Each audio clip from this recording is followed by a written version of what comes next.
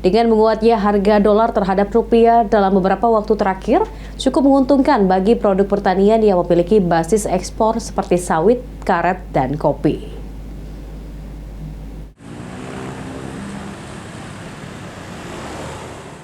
Nilai tukar rupiah terhadap mata uang asing, terutama dolar Amerika, menjadi salah satu indikator penting perekonomian Indonesia. Tapi kini nilai tukar rupiah terhadap dolar Amerika pernah tembus di angka Rp17.000 per dolar.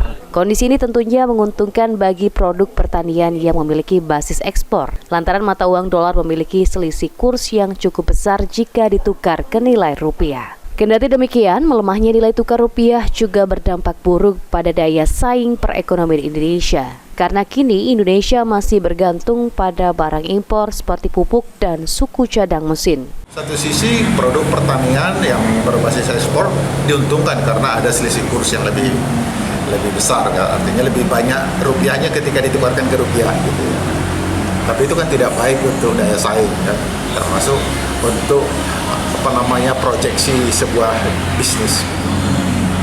Berarti berdampak juga Pak, melemahnya rupiah. Ya itu pasti kan kita juga masih banyak impor ya, khususnya pupuk dan komponen-komponen lain, mesin-mesin tertentu masih banyak impor. Di tengah ketidakpastian ekonomi global saat ini, Sumarjono berharap pemerintah melakukan intervensi terhadap nilai tukar rupiah sehingga nilai tukar rupiah terhadap mata uang asing dapat terus stabil. Egy Saputra, PAL TV.